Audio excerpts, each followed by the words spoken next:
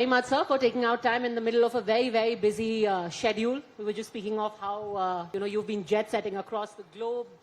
Domestically, Bharat Jodo, election campaigning, all of that is keeping you busy. But let's begin, before we get into the nitty-gritty of politics, the topic that we have at hand today of India being a global bright spot. We now have the G20 presidency. That aside, the number of engagements that India has had in the recent past, whether it be at BRICS, SAARC, Quad, do you think that right now we're in a situation where we are a first among equals? Well, first of all, thank you for inviting me to this conclave. Look, if you look at the journey of India in a perspective over the past 70 years, and then you extrapolate it to the challenges that we confront currently, I think you would become a first among equals if you are able to make the transition from being a low middle income country to a high middle income country, let's say over the next 2 decades. Because even if you go by projections which have been made by the Prime Minister's Economic Advisory Council, India needs to grow at about 7 to 7.5% annually over the next 2.5 decades to make that transition to a high middle income country. And that would really try and put you in the bracket where you would be first among equals. Because if you look at the differential in terms of gross national income, we are about $2,000 US. China is about 9,000 US, breaching the mark of 10,000, which puts it into a different league altogether. Number two, we have huge challenges of economic inequality. See, you can't have a situation whereby 77% of India's wealth is held by 1% of its people.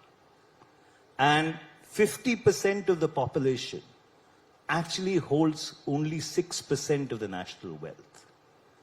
So if you look at the trajectory over the past 2 or 3 years, while you've had a growth in the number of billionaires going from 101 to 147 in the year 21-22, if I remember from the top of my head, and a cumulative value, a cumulative net worth of about 57.3 lakh crores, you've had the bulk of the population actually losing income. So therefore, the economic disparity gulf is really increasing exponentially on a daily basis. Number three, whether you like it or not, over the past 70 years, India has not been able to break out of its neighborhood. The baggage of partition, qua Pakistan, and the unsettled borders, qua China, have not allowed you to really punch to your weight. And so therefore, if India really needs to be a first among equals, it has to find a modus vivendi with both Pakistan and China.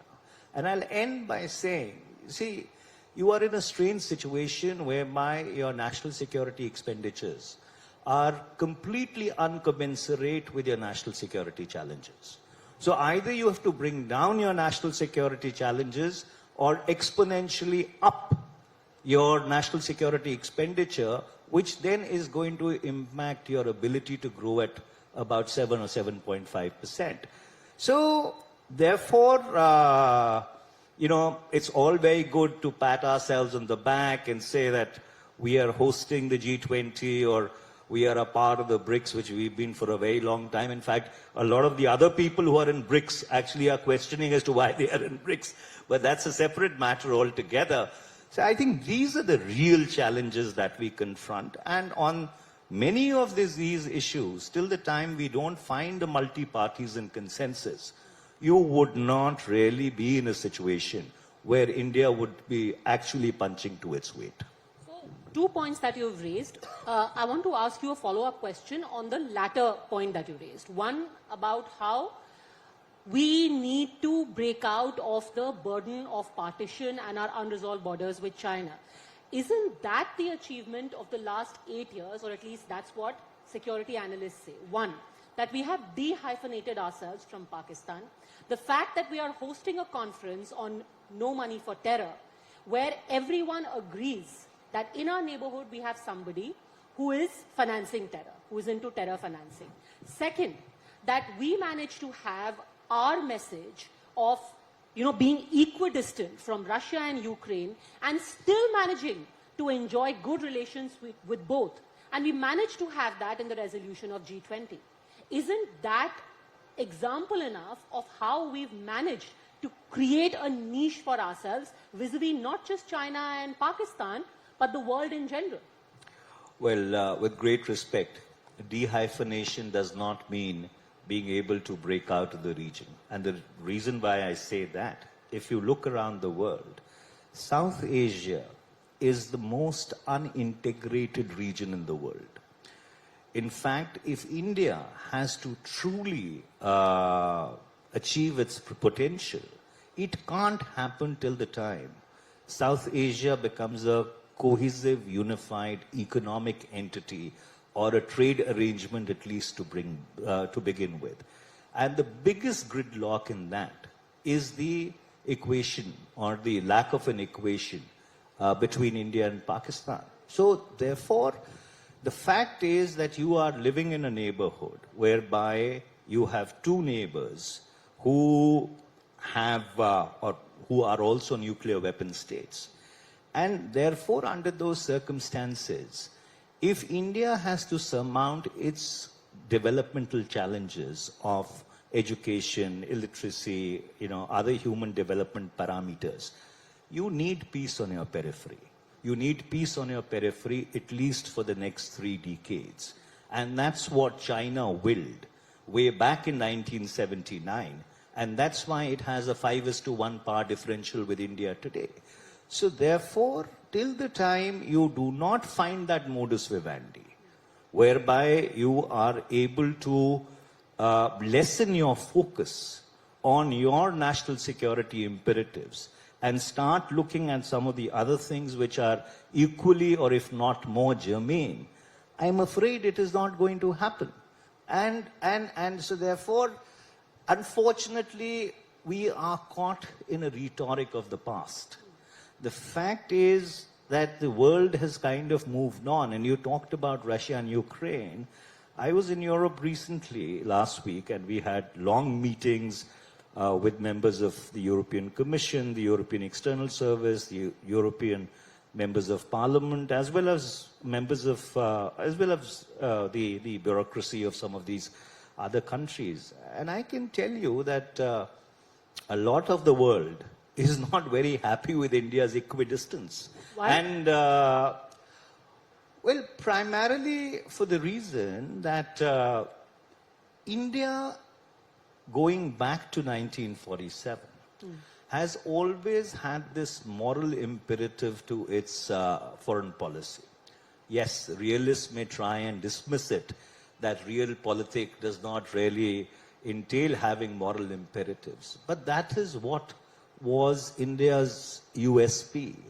And to a certain extent, the position that we have taken, and I can understand the imperatives of the government for taking that position, but I do believe, and I had said this when I had led the debate on Ukraine in Parliament, that we could have been far, far more nuanced and far, far more fine with the way that we actually presented our position. If you were in the shoes of Mr. Jaishankar, what would your position have been? Because to paraphrase what he has pretty much said about our position internationally, he said it's not about making other countries happy. It's about us being happy and our interests being taken care of, and India as a country being confident that our citizens are safe, our petrol is safe, to put it very crudely, and our interests are safe. What would you have done? What would be your nuance? Look, position? India has the same problem qua Russia, which Europe has in a different sense of the word.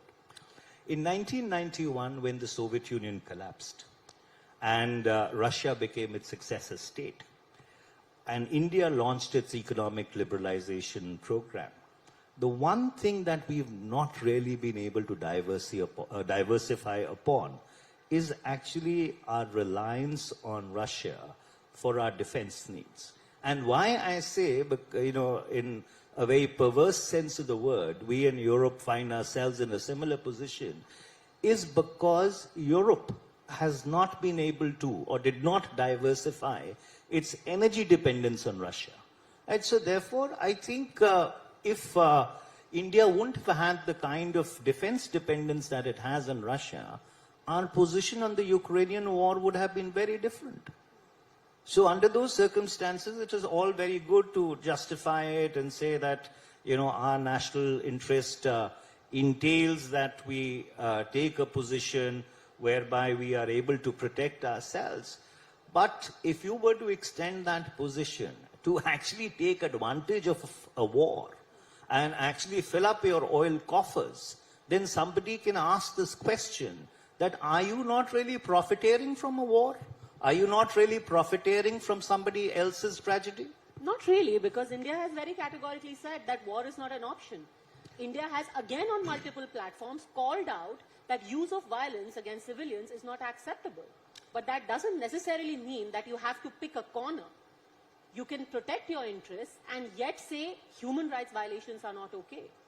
Well, that's all very well. But if you are buying 1% of your oil needs in a particular year from a particular country, and then you up it by 11% in the next year, primarily because you are getting discounted oil, and that is because of a situation which is definitely not peaceful by any stretch of imagination, then somebody can turn around and say that you're really profiteering from a war. And that's why I took you back to the moral imperative of India's foreign policy, because at that point in time, when we decided to be non-aligned, which Dr. Jaishankar, very glibly refers to as multi-aligned at that point in time, it was not easy when a world which had just emerged out of the ravages of the Second World War and had got divided into two power blocks. And at that point in time, to actually tread the middle path, especially when you did not have the economic or the geopolitical heft to do it, was far, far a tougher act than anything that you have ever done subsequently. But Mr. Tewari, when you say that somebody will call it profiteering from war, who is this somebody? Well, that is what the Europeans are saying. But That's the somebody. Why should India care about what the Europeans Well, in the are saying? sense, you don't need to care about anybody in the world. I mean, if we cared about them, we'd be paying 200 rupees a litre for petrol. Well, and then Europe won't care that we are shelling out that kind of money. I didn't want to go down that path.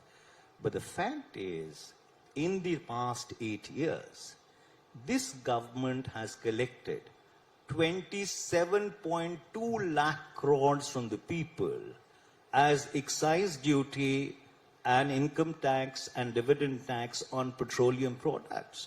At a point in time when the crude oil was as low as $30 a barrel, you had petrol and diesel prices going through the roof.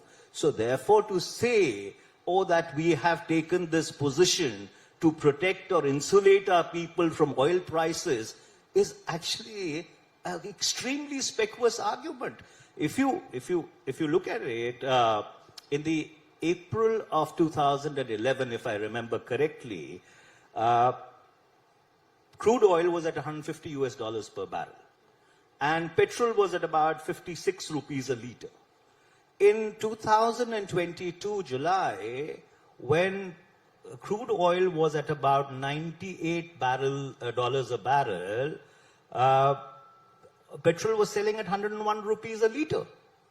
So therefore, how do you explain this contradiction? If this was about protecting your own people, about mitigating the burden on them, then you should have passed on the benefits of cheaper oil prices to the people, which you've not done. Exactly, but then isn't that the money, sir, which during COVID, when economic activity ground to a halt, we continue to give food to the poorest sections of our society.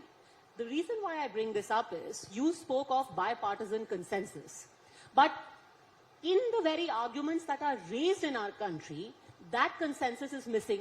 If the oil prices are raised, then again you say, why are we paying so much for petrol? Why is the Janta being fleeced?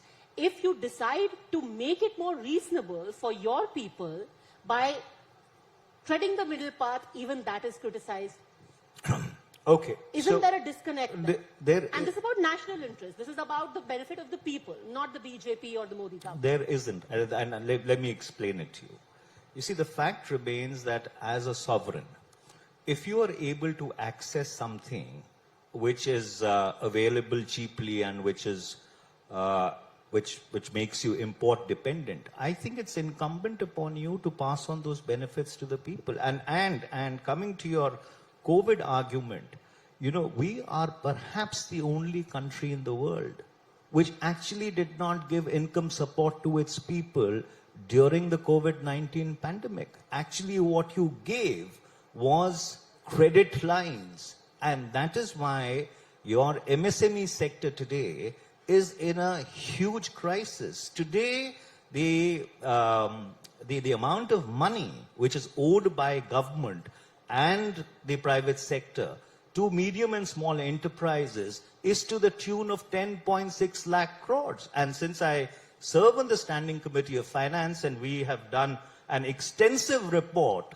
on the medium and small enterprises, I can tell you that the medium and small enterprises in this country are in a crisis, and that's reflected even in your economic recovery, because you've had a K-shaped recovery whereby those corporates who actually were in the big ticket league, you know, were able to make a recovery, while the MSME sector has been completely and absolutely devastated.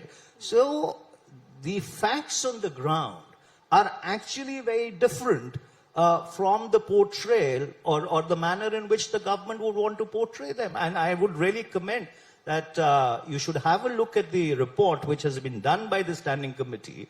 And it's a committee which consists of members of all political parties. And it's a unanimous report of the committee on the MSME sector.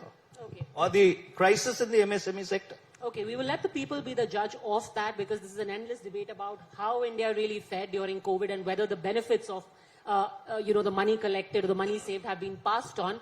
Speaking of being on the ground, you have participated in the Bharat Jodo Yatra that is underway right now.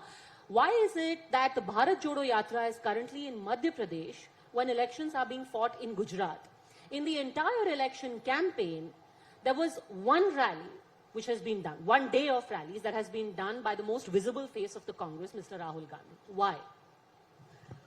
Well, first of all, the Bharat Jodo Yatra, given the geographical imperatives of India, has a linear route. And so therefore, if you start from Kanyakumari and you decide to go up to Kashmir, you know, you'll obviously travel in a straight line. But detour to Gujarat for the day. And so therefore, insofar as Gujarat is concerned, I was in Gujarat yesterday for campaign. Other people are there who are campaigning. The Bharat Jodo Yatra has a completely different imperative altogether. And given the fact that it is getting a response on the ground and it's resonating with people, you may have read that the Congress plans to have actually a East-West Yatra after that, so therefore the whole country gets covered. So I don't think it's appropriate to actually link the Bharat Jodo Yatra, which has completely different imperatives, and the electoral cycle, you know, which plays a... What is the imperative? The imperative is very clear. The imperative is that unfortunately there have been deep artificially induced divisions which have been created in our social milieu over the past 8 years. So the Bharat Jodo Yatra is an attempt to really reach out to people and see that those divisions, which unfortunately are artificially induced, can be healed, and the cohesive unity of India, the internal strength of India, can be rejuvenated and revived. That, in a sense, is the objective of the Bharat Jodo Yatra. But sir, with the greatest of respect, the Congress is a political party, not an NGO. The political party fights and wins elections, comes in government, and then you Jodo Bharat through governance. Not an NGO to say I will spread love across the country. Well, Mahatma Gandhi was also a politician, and so therefore that But is he exactly decidedly- that's exactly what. But he wasn't a politician. That's exactly what I'm talking about. The moral imperative. So therefore, the Bharat Jodo Yatra is an attempt to reintroduce, re-inject that moral imperative into our polity, which unfortunately has gone completely missing. And that's why I made the point to you earlier that you have to make a distinction between the run-of-the-mill politics which goes on, on a daily basis, and you have this electoral cycle which will keep playing itself out, and what is being attempted by this particular walk across the country. So are you saying Mr. Rahul Gandhi is now on the footsteps of Mahatma Gandhi and will cease to be an active politician? Well, Because Mahatma Gandhi chose to not do that. He said Nehruji will be the Prime Minister. Mr. Rahul Gandhi at this point in time definitely is making an attempt to do what he thinks is appropriate for this country, and I don't think anybody can grudge him that. To actually walk 25 kilometers a day, interact with people day in and day out, let me tell you, is no mean feat. As someone who, tries to keep physically fit, I did 2 days, about 50 kilometers, and I'm telling you, it's not very easy to do that day in and day out. So under those circumstances, rather than nitpick about the fact that an NGO should be doing it or a political party should not be doing it, I think we should try and appreciate the effort which is being made, the initiative which is being taken for what it is. And he's not the first politician who's done it. In 1983, I recall, Mr. Chandrasekhar had similarly walked across the length of this country. And if I do recall, in a different context, Dr. Murli Manohar Joshi, when he was president of the BJP, had done the same thing. So therefore, you can't have one yardstick for the goose and the other one for the gander.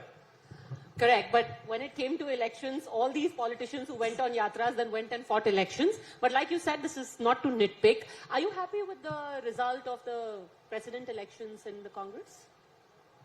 Well, the fact is that we've had an election, and the election has thrown up a president who has been chosen by an overwhelming number of the delegates. So yes, we have a new president who would be in the saddle for the next 5 years. You think the process was transparent, fairly done? Look, whenever you try and have a process which is an electoral cycle, there is always room to do better. And the reason why I say that is, look at what is currently going on in the Supreme Court. The Supreme Court has taken very, very serious umbrage to the manner in which election commissioners are appointed. So therefore, in democracy, there is always room for improvement. But the fact remains that the Indian National Congress actually chose to have an election, went through that election process, and at the end of it, did elect a president who's going to be there for 5 years. But yesterday I was reading a story about how Mallikarjun खड़गे जी की तस्वीर भी अभी नहीं लगाई गई है ICC में. उन्होंने एक मीटिंग की काडर के साथ, तो सिर्फ वहाँ भक्त चरण दास जी थे और राजीव शुक्ला जी थे. The rest of the secretaries weren't even there. Look, let me tell you something. When you spend 60 or 65 years in public life, it really becomes ephemeral whether your photograph is there or not. I think these things are too petty and don't even sort of figure in your mindscape. Mr. Mallikarjun Kharge has been leader of opposition in both houses, in the Lok Sabha and the Raj Sabha, and otherwise has had a long career in politics. So therefore, under those circumstances, it is early days. I think he should be given a fair chance to really execute what he thinks is essential for the revival of the Congress party. Speaking of revival, who's the biggest vote catcher right now? Because there's a bit of a confusion. The most visible face is Mr. Rahul Gandhi, then maybe Mrs. Priyanka Gandhi Vadra, then Mrs. Sonia Gandhi. Where does Mr. Kharge feature in this whole scheme of things? Who is the vote catcher for the Congress? Well, you see, ultimately it's a party which fights an election. And it's the party machinery, the party organization, which actually helps people to win. And I'll give you an example. When I fought the 2019 elections, nobody came and campaigned for me. It was actually the Congress workers who helped me get elected and come to Parliament. And even, when I had fought previously, it is really the strength of your organizational machine. And the reason why the Congress decided to have a president who had come up from the grassroots of the organization is because that is the machine which needs to be strengthened. But is that machine working? And that's going to be my final question. I'll give you an example from Gujarat, since you just came back from there yesterday. There was a candidate in rural Gujarat who I was speaking to, and he was hoping that Mr. Gandhi would come और उनकी constituency में प्रचार करेंगे. That didn't happen.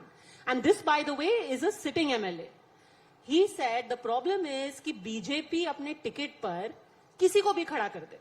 उनको पता है कि everything is taken care of, उनका बूथ मैनेज हो जाएगा, उनका प्रचार सामग्री छप जाएगी, उनके पोस्टर लग जाएंगे, उनका डोर टू डोर हो जाएगा. यहाँ मैं कांग्रेस को अपने कंधे पर बिठा करके चुनाव लड़ रहा हूँ. Well, where is this party organization that you're talking about? That is the challenge. And that is exactly the challenge which we are trying to address. That we recreate that machine that we had, the organizational strength that we have, whereby the candidate becomes really immaterial. And so therefore, that's unfortunately been the organizational decay over the decades that we are trying to address. So you are absolutely correct. He identified the problem absolutely presciently. All of us who fought elections, won, lost, realize that if, let's suppose, we had a better organizational machine, we actually would have to spend less time in putting all this in order and maybe more time in reaching out to the people. So this is precisely the problem that we are trying to address. You're saying as a party, the Congress needs to look and revive its organizational strength. Oh, absolutely. That's exactly what we are trying to do. And that's the reason why you've had this internal process play itself out. All right. Wish you the very best of luck in that endeavor. Mr. Manish Tewari, thank you very much for speaking to